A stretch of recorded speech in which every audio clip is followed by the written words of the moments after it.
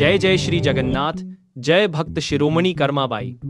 आज हम एक ऐसी भक्ति कथा सुनने जा रहे हैं जहां भक्ति भगवान को बहला लेती है, जहां श्रद्धा भगवान को पथ तक ला देती है, जहां प्रेम भगवान को भक्त के द्वार पर खड़ा कर देता है। हे श्रोतागण, सुनिए इस कथा को मन में नहीं आत्मा में उतार कर, क्योंकि ये कथा है भक्त की आंखों से भगवान को देखने की। सार कथा आरंभ। यह है भक्ति का मार्ग बड़ा सरल है, पर उसी सरलता को जीना बहुत कठिन।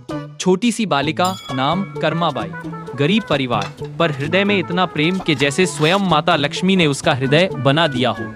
उसके पिता एक साधारण किसान, पर भगवान के अनन्य भक्त। घर में धन नहीं, पर ध्यान अपार।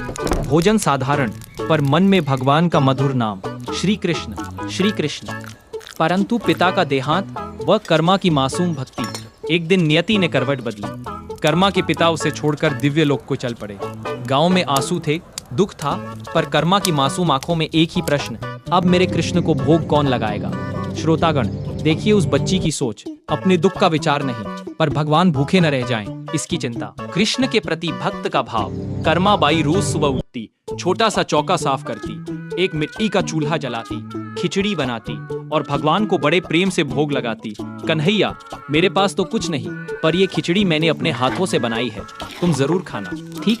और बाल भाव से ठाकुर से कहती, मुझे पता है तुम्हें घी पसंद है, पर मेरे पास नहीं है, फिर भी तुम खा लेना।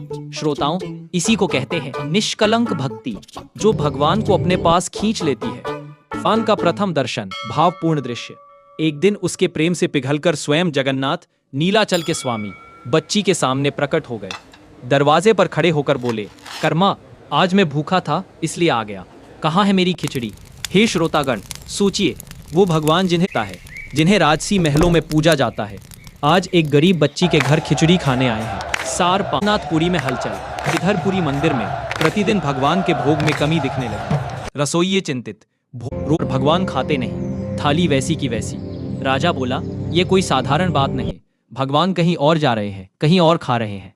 भगवान के शहर से गांव तक का दिव्य रहस्य। एक दिन रात में राजा ने ध्यान लगाया, और ध्यान में क्या देखा, भगवान जगन्नाथ नील कमल समान नेत्र, नील वस्त्र धारण किए, निर्मल मुस्कान लिए, एक छोटे से गांव में जा रहे हैं। राजा चकित, ये कौन सा गांव, कहाँ जा रहे हैं प्रभु।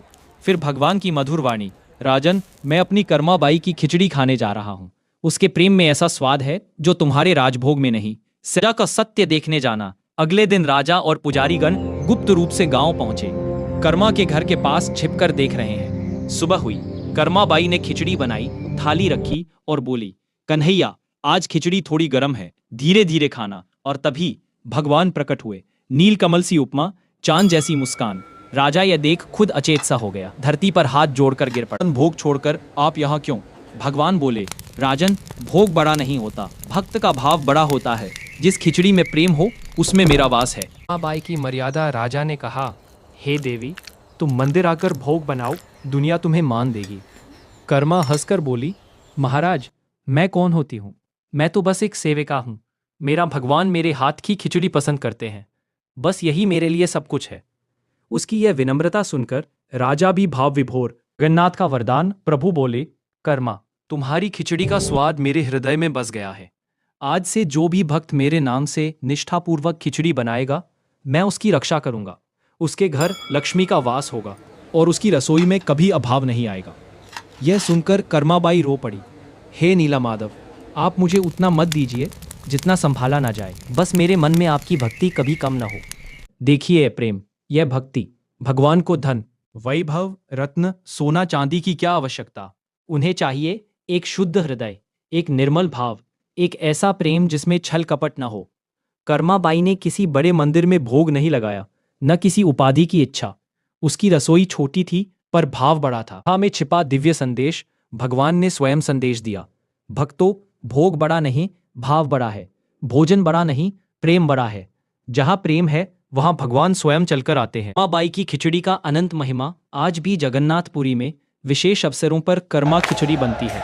भक्त मानते हैं, जो सच्चे भाव से यह भोग बनाता है, उसके घर सदा धन, सुख, समृद्धि और कृपा वर्षा होती है। लेकिन भक्ति का नहीं। कर्माबाई चली गई, पर उनके प्रेम की सुगंध, मधुरता, उनकी भक्ति की तपिश आज भी जगन्नाथ मंदिर में महसूस होती है। कहते हैं, जगन्नाथ जी आज भी रात में बाहर निकलते हैं, और जहाँ किसी भक्त की रसोई में प्रेम से खिचड़ी पकती है, वहां जाकर स्वाद लेते हैं। वजह भक्तों, इस कथा को सुनना मात्र ही मन को निर्मल कर देता है। जो भी इस कथा को श्रवण करता है, उसके जीवन में गरीबी नहीं ठहरती, अभाव नहीं आता और घर में लक्ष्मी कृपा बनी रहती है। जय श्री हरि, जय जय श्री जगन्नाथ, जय भक्त शिरोमणि कर्माबाई। आपके जीवन में भी भक्ति की वही मधुर सुगंध उतरे। जय जगन्नाथ।